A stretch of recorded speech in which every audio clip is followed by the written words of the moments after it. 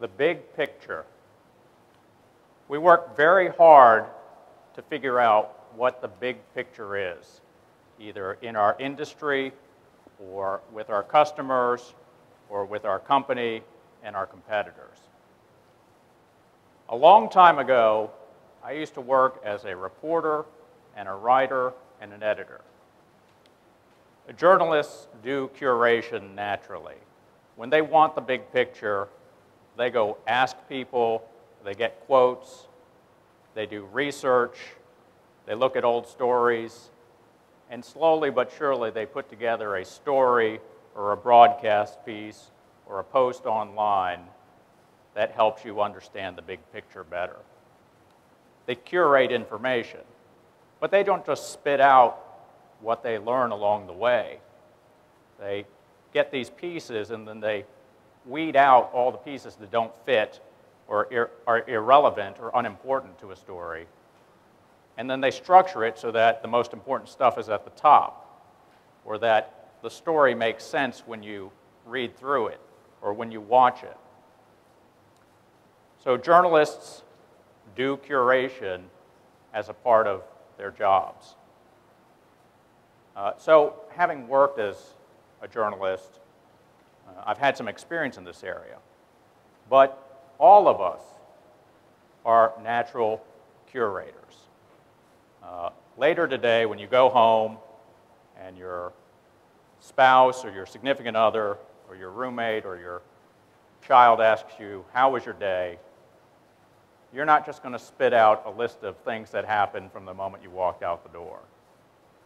Well, I went outside and I locked the door and then I walked to my car and then I got the car handle and I opened the car door and then I got in and I sat down and I closed the car door and then I got my key and then I stuck the key in the ignition and I turned the key and the car went on, so on. You don't do that. The first thing you spit out is the most interesting or the funniest or the strangest or the most frustrating part of your day. We're all naturally curating information for ourselves and for other people. You may not have done a lot of it online, and that's where I want to help. So we're going to talk a lot about curation in the next hour, and I'll be taking your questions, and I'm going to give you some tips on how to use it better, how to use it for branding and marketing purposes, how to increase lead generation, and some other purposes. My name is Wade Kwon. I'm a communication consultant from Birmingham, just down the road. I'm also the conference director for the Y'all Connect Blogging and Social Media Conference. And it's my pleasure to be here this afternoon to talk to you here today at Southwired about curation. As you see on screen, my Twitter name is @WadeOnTweets. Feel free to tweet out any and all of this presentation or share it on the social network of your choice. And I'll even have some tweets along the way to help you out. If you have questions, just raise your hand and someone will walk the mic to you and in a loud booming voice tell me and everyone else what your question is. Don't save them for the end because I'm just going to talk all the way through the end, but I'm happy to take questions throughout the hour. You should have sheets that have the outline at the bottom. There's a link. The slides are available, so you can look at the slides as we go along. You can download them. You can forward that link to your friends and colleagues. You can print out the slides. You can review them at any point. So feel free to take as many or as few notes as you want to, but all the slides are available now online. And at the end, if you stick around to the end, we've got 2 door prizes, a MailChimp hat, and a video package from Y'all Connect that has all the videos from our first 2 years. That's about 27 hours worth of training material. So I hope you'll stick around. We get information 1 bit at a time, 1 pixel at a time. This is how we understand our world better. This is how we get deeper insights into the communities we serve, our brand, our company, our products and services, our competitors. As I mentioned before, journalists train to do this. But you can learn to do this. You can learn the techniques that will save you time, make you smarter, and help you predict trends that will influence decision-making at your companies. It's not difficult. It doesn't have to cost any money whatsoever, but it will improve your understanding and how you serve fans and customers. So we're going to look at 3 things. Why curation? What are some of the advantages to doing it? You're all Smarties, so I don't have to convince you very much, but you might have to sell it to colleagues. You might have to sell it to a boss. So let me give you some reasons on why you should start curation. How? There are 5 different ways I want to show you how you can start curation. They're all free. They're all easy to set up. Once you have it set up, you're off and running. And then when you have all that information, I want you to be able to share it. So I'm also going to show you 5 ways to share information that you curate. Again, it's not difficult. If I can do this, any of y'all can do this.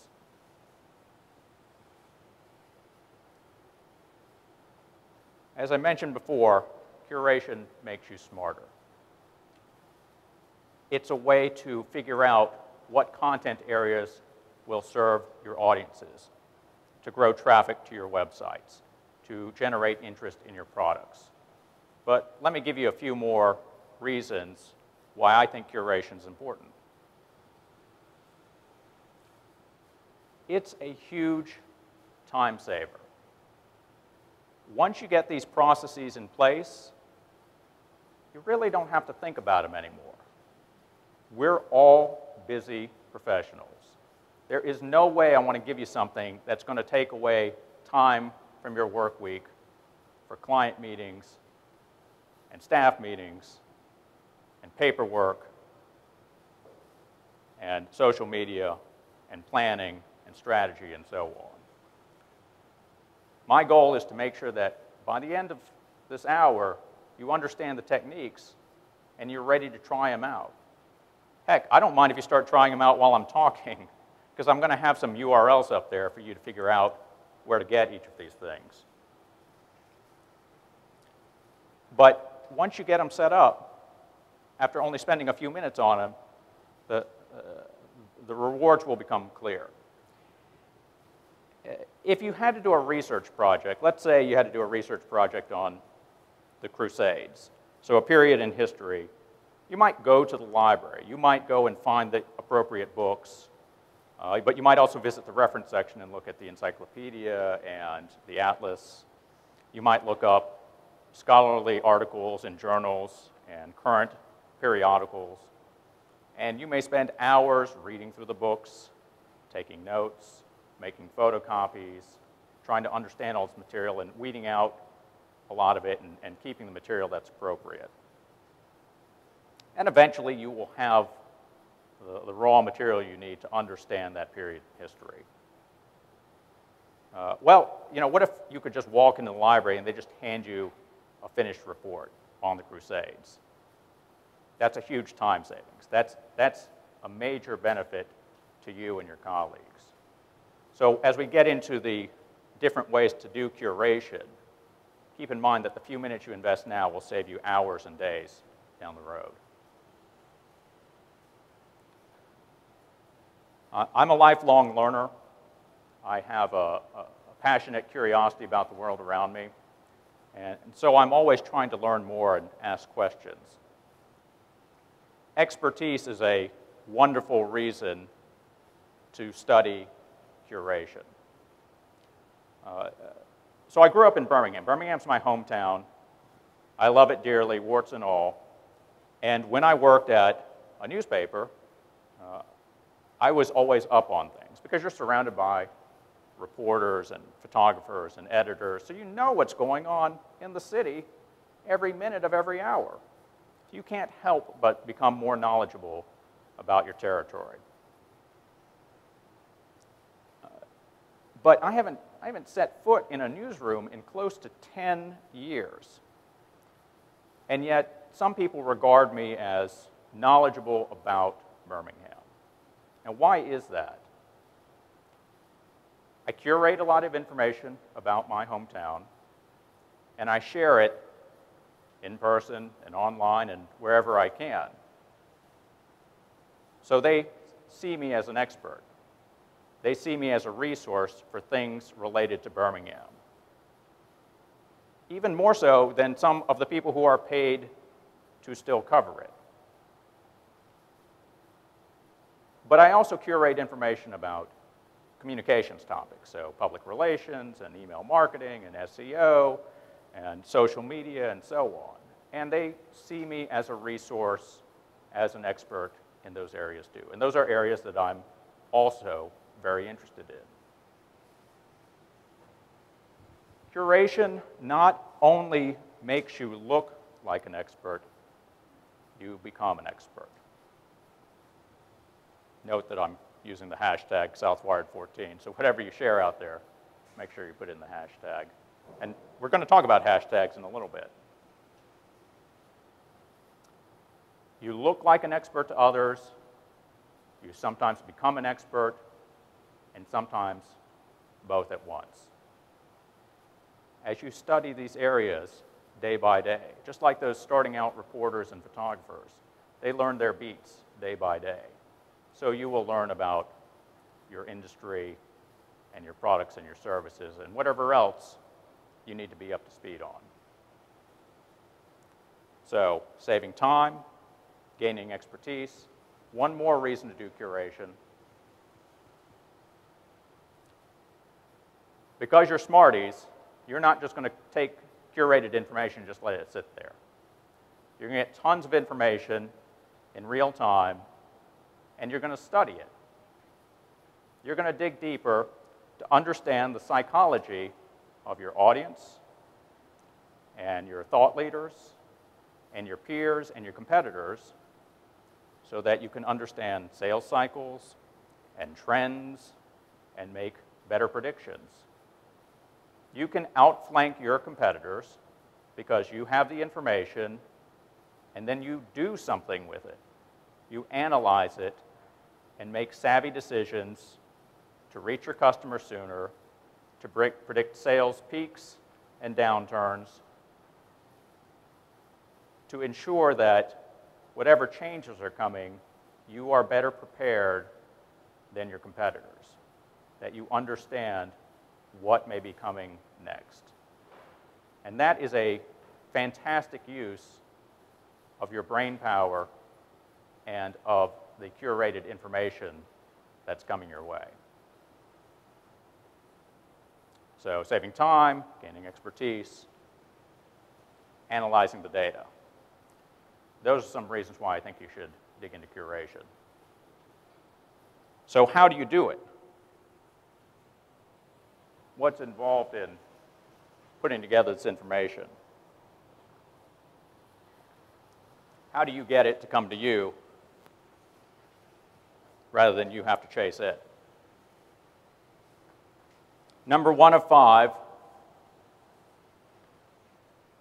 is Google Alerts. We might as well start with our overlord and master, Google. Google.com/alerts will take you to Google Alerts. I've been using them for years.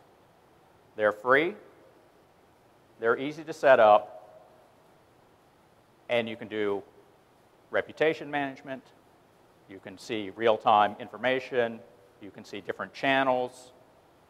It's a fantastic tool. And you can customize how often you get them, so several times a day, once a week. If they come from news items, from blog posts, from videos, what language, what country, how many results you're going to get, what email address you want it sent to, or if you want it set up as an RSS feed. Once you sign up, you can change it, you can unsubscribe, you can make the options work for you.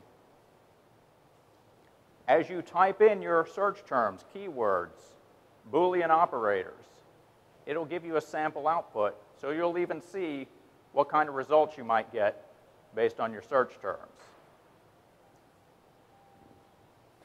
So if I were to search the phrase all about that base and had Google email me the results, day one sends me the results of blog posts, news items related to the song.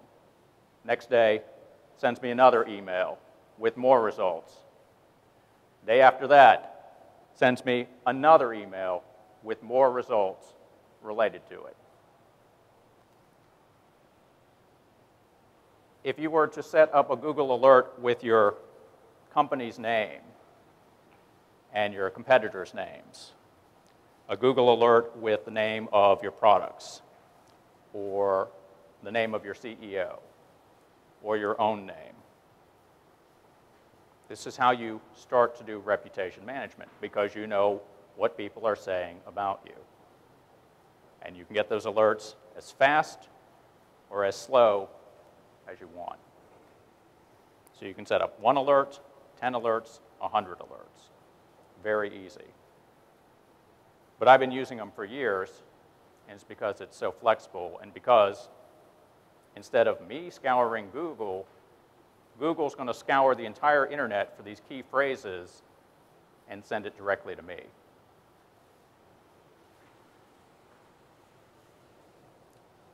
So by show of hands, how many of you have a Twitter account?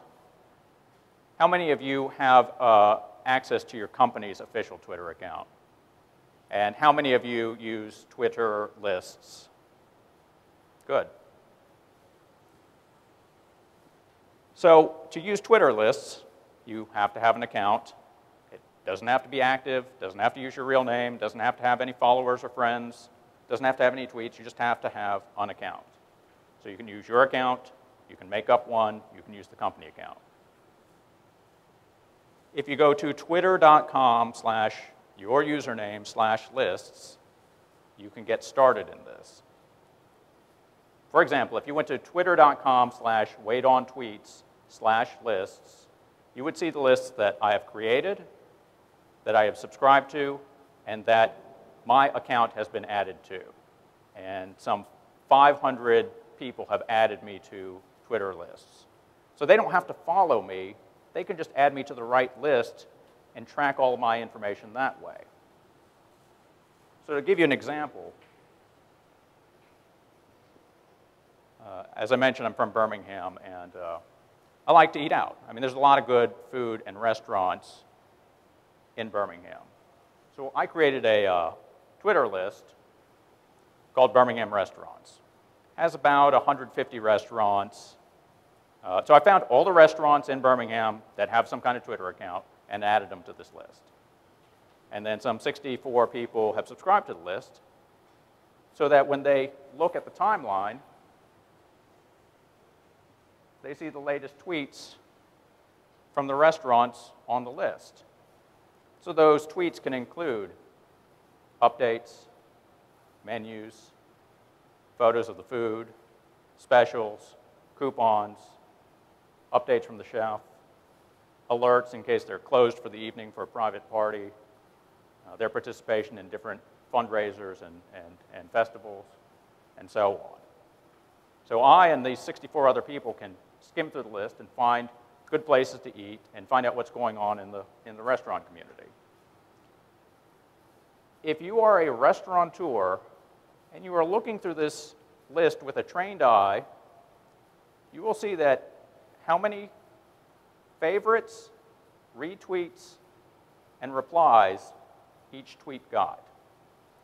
Which means that if you study this list for any amount of time, you're going to understand what your competitors are doing right and what they're doing wrong.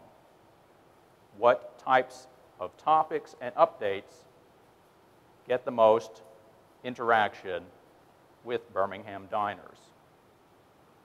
That's extremely valuable market research for free. If you were to build your Twitter lists, you could start out building a list, public or private, with all of your competitors on it. And you too can see all of the favorites, retweets, and replies, and how well they engage their audience. And you could keep that list private, and you could use their best ideas on your Twitter account, or for research purposes. You could build another Twitter list with all the thought leaders in your industry. You could always be on top of the trends and ideas that are coming to the top related to your audiences. Again, you can make that list public or private. You could retweet that information from that list onto your main company's Twitter account. You could make a third Twitter list if a lot of your colleagues and employees are on Twitter. You can make a list just of your own colleagues and make it public or private, and have a steady flow of updates directly from your colleagues to retweet and share on your company's main Twitter account. So they're always hearing from accounting and sales and customer service and marketing and the CEO and the interns and all the departments that are engaged online. Now, if you're lazy like me, you don't want to spend a lot of time finding 146 restaurants' Twitter accounts to build a list. So a different way to approach it is, let's say you wanted to build a list of your competitors. So you go to twitter.com/competitors Twitter name /lists and see what lists they're on. And if those lists match up with all of your competitors, you can just subscribe to that list. So for the cost of one click, you can still monitor all of your competitors' updates on Twitter.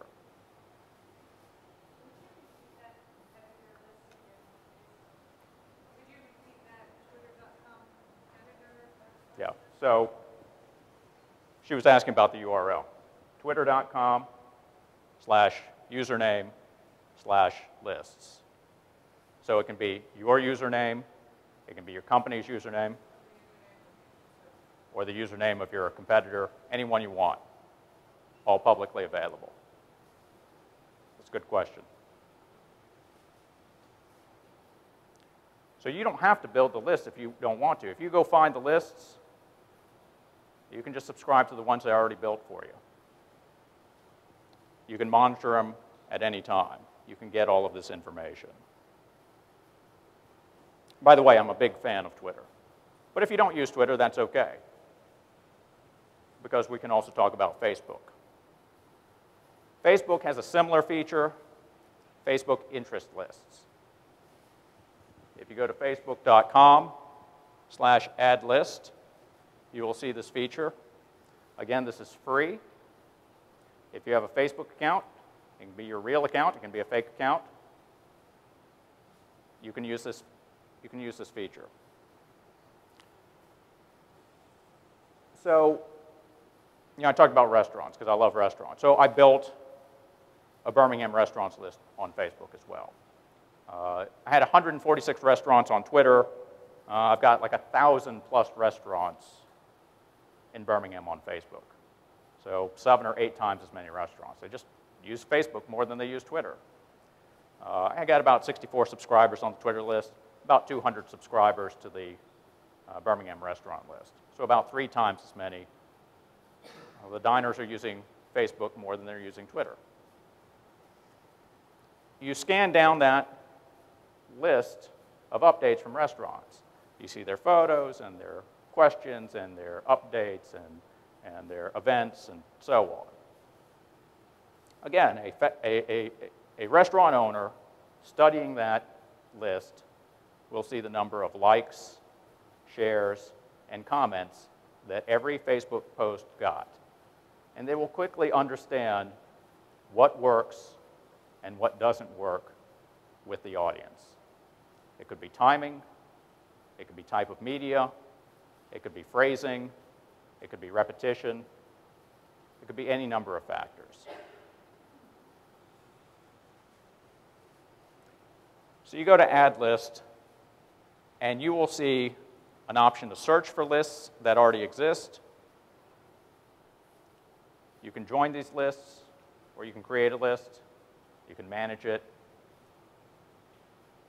So again, you could create a Facebook list with all of your competitors on it. And you can make your Facebook interest list public or private. You can add people or pages. And you can always see what your competitors are sharing on their Facebook pages.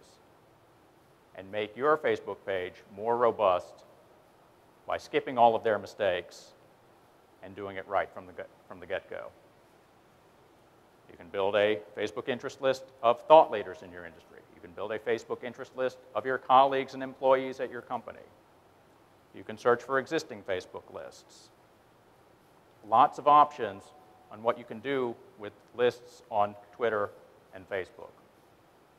Because it's free, because you can subscribe and unsubscribe easily, I strongly urge you to go and check out both options,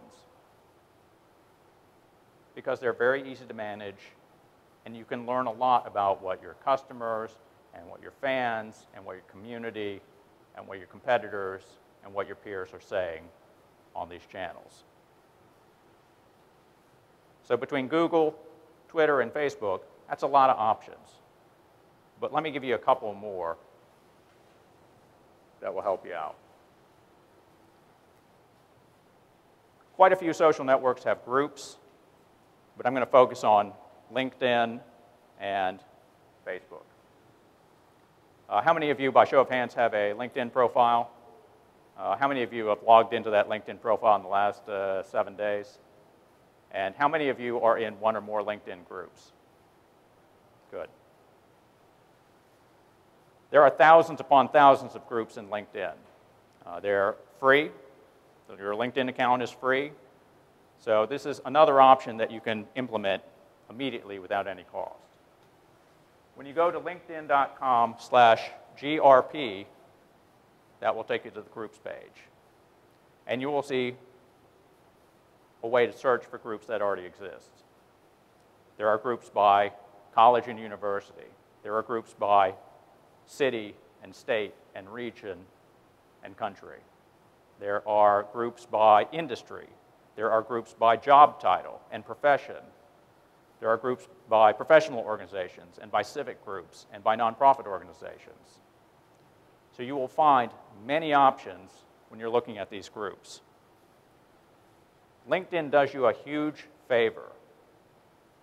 Before you join any of the groups, it gives you statistics on each group. How many members? How active is that group? How many times have they posted within the last 90 days? How much interaction have they gotten?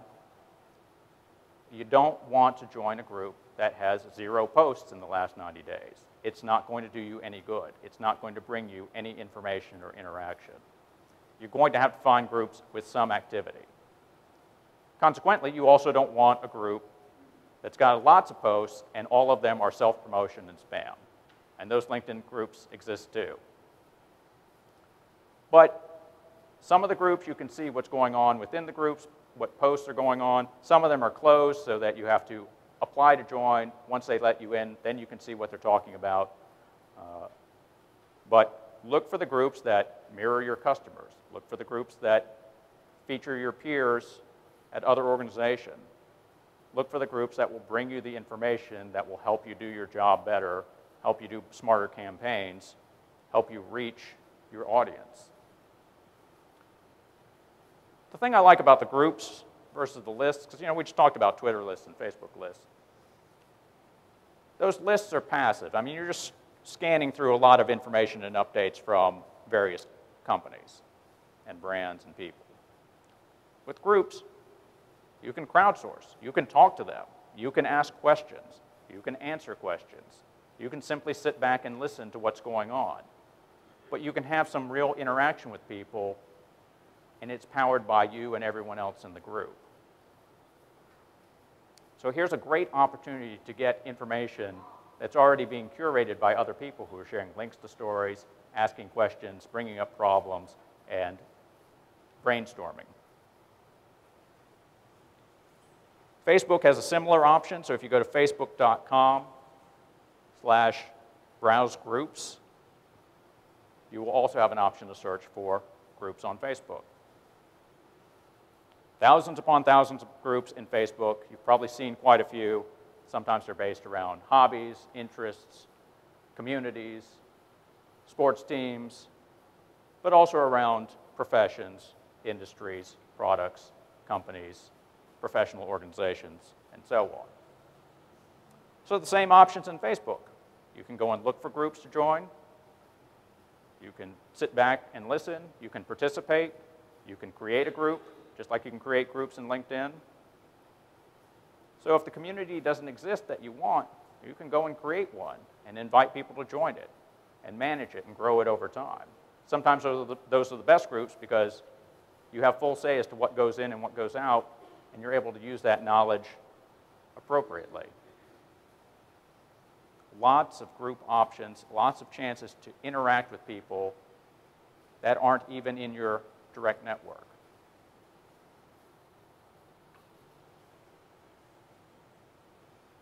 The fifth option is hashtags.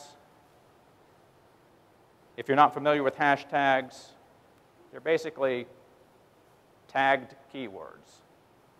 You have the hashtag symbol or the pound symbol, and then a keyword or a phrase. It started in the Internet Relay Chat, IRC area, and then migrated over to Twitter, and then this slowly poisoned Facebook and Pinterest and Google Plus and Instagram. So they're in quite a few networks. But I monitor hashtags. I use them to boost post visibility, and I monitor hashtags.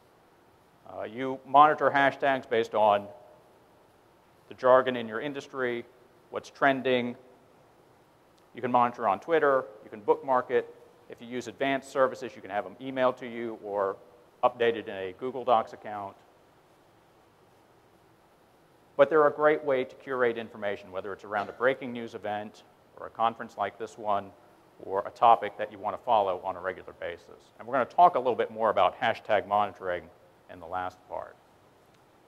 But say you've been following the hashtag Southwired14. Let's say you've been following it before the conference even started.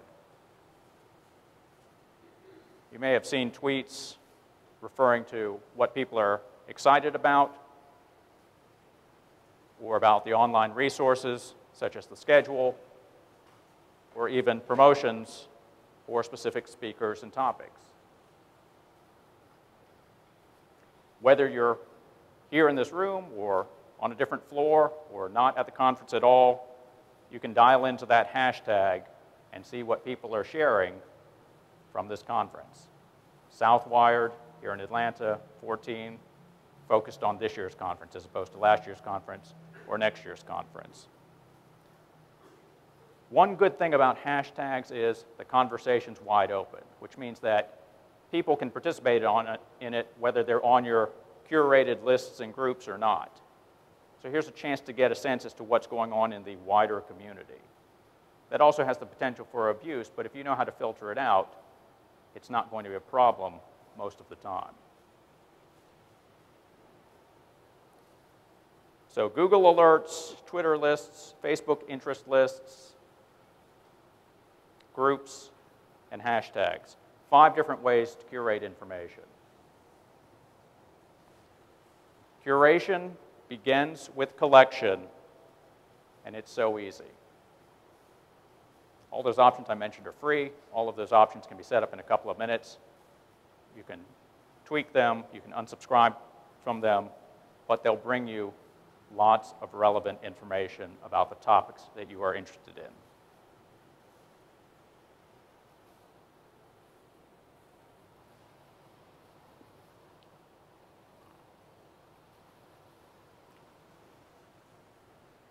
So we have the why, we have the how,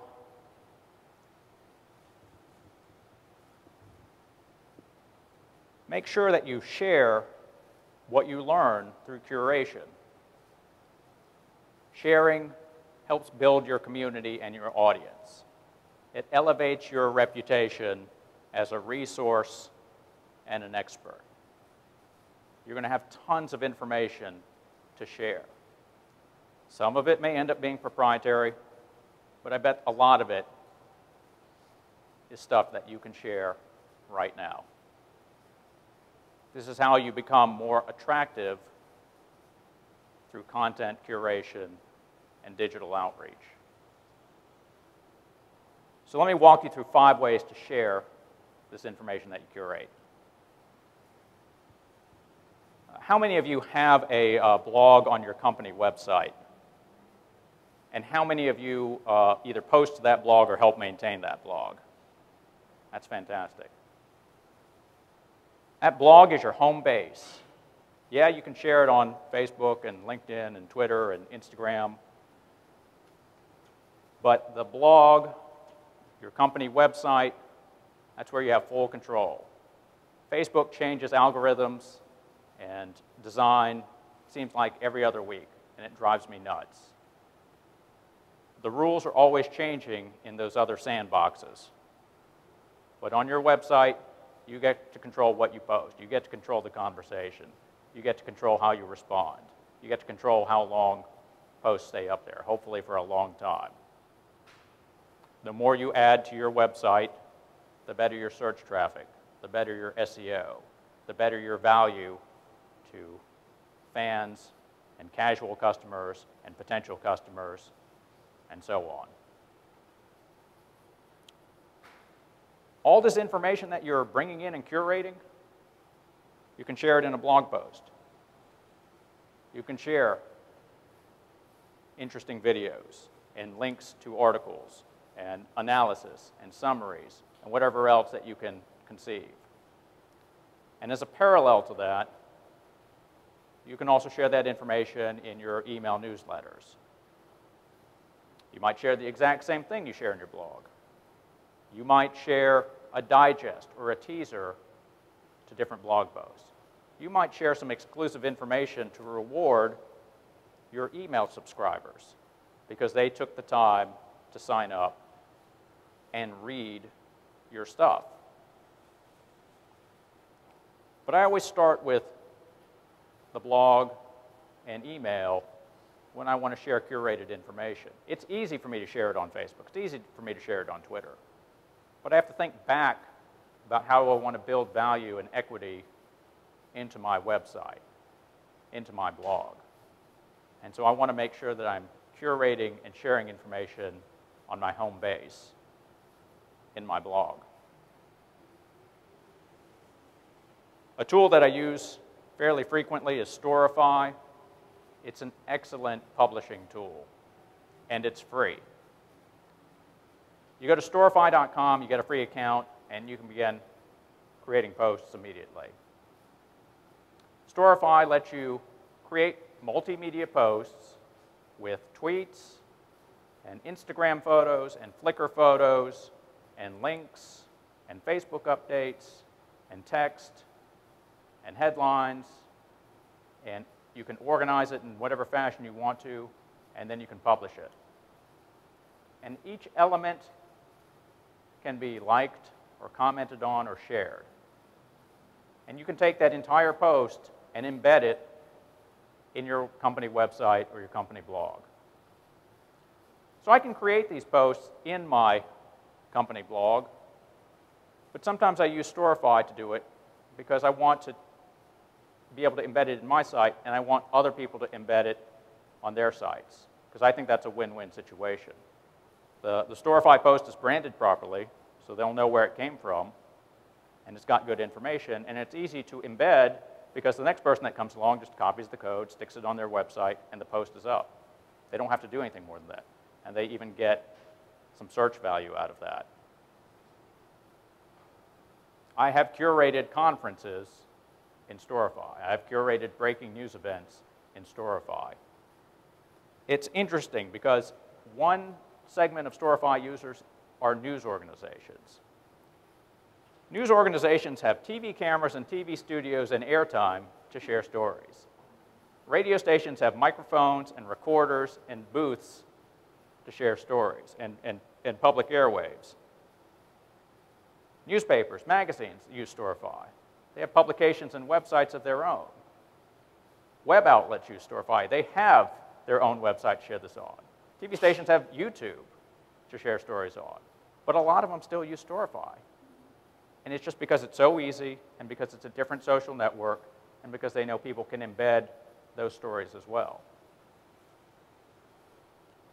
But you can go into Storify and you can look for the hashtag, you can look for phrases, you can take the information that you've curated and organize it in a great post, publish it, and then share that post with people, or embed it on your site and share that post with people.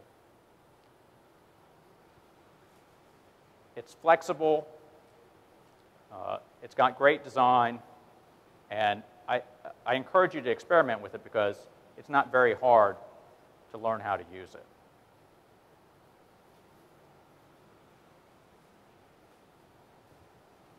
I've been pinning for a number of years on Pinterest. It's a fantastic tool. It's free. And it's a great way to share a lot of visual information. You have to think visually because, of course, some of the information you curate from websites, blog posts, etc., have to have a visual component, be it a photo, illustration, GIF, chart, graph, or a video. There has to be something on there for Pinterest to latch onto. And I've tried to pin posts that have no visual element. It doesn't work. But if you are good at pinning, and you're good at finding visual information and organizing it, you can attract a completely different reader segment, and you can show off in a completely different fashion all of the information you've found. I've pinned things for fun, and I've pinned things that are news-related and communication-related. For instance, I've pinned all the commercials that have been shown in a Super Bowl, because every pin, you can click on it and immediately play the video. And you can scroll through and find the videos or commercials that you're interested in. And then you can repin those commercials, or you can share them, or you can follow the board, or you can comment on an individual commercial. And based on the number of likes and comments, I knew which commercials were the most popular among this audience.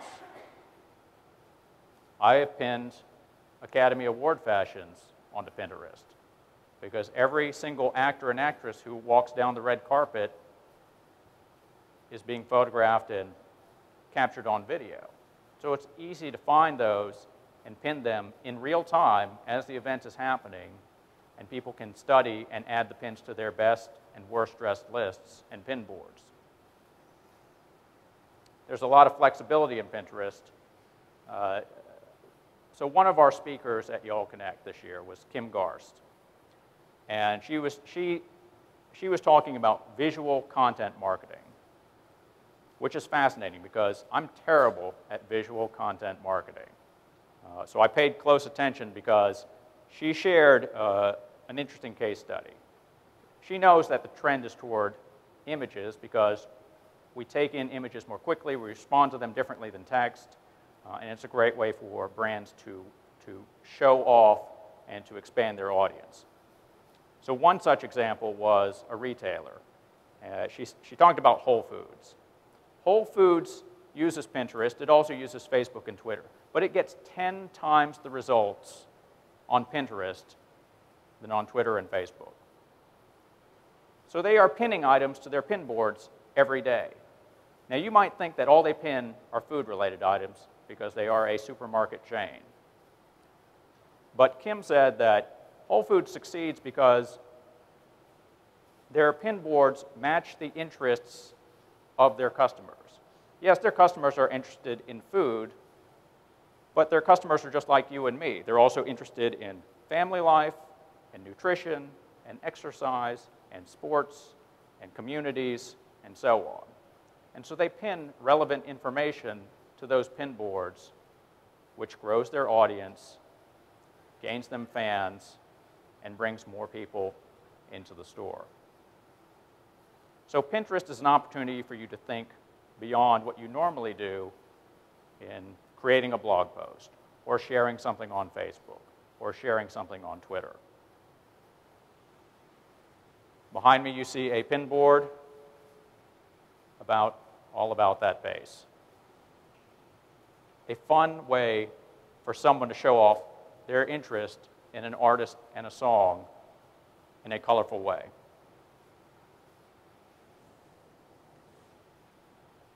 The last two ways to share are focused on Twitter. The first is TweetReach. I've used TweetReach for a number of years. It has a free option and a paid option. You go to tweetreach.com, and you can immediately start searching for phrases, hashtags, and keywords on Twitter.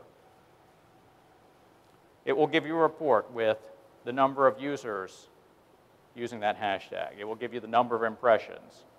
It will give you who your biggest tweeters are. It will give you a transcript of all the tweets in context. So in a free report, when I search Twitter for all about that base, 62,000 users reached. So 50 out of an estimated 1,500 total tweets. If I pay the fee, I get the full report with all 1,500 tweets from the last 3 to 7 days. But just in the 50 tweets, 62,000 accounts reached for 70,000 impressions. It's not a great ratio, but it's okay. And then if you were to scroll down, you would see the transcript. So if you go to TweetReach and you type in hashtag Southwired14, you can see the 50 recent tweets from the conference. And if you pay a fee, you can get the entire transcript. And you can keep it for yourself or you can share it. For the Y'all Connect conference, we get that report. We send it to sponsors so they can see how many impressions that they're generating per brand. They can see that Y'all Connect reaches 2 million impressions over the course of a day. I share the transcript so that everyone online, you, me, attendees, non-attendees, can go through and read through the entire conference and read all the tweets from the guests and the speakers.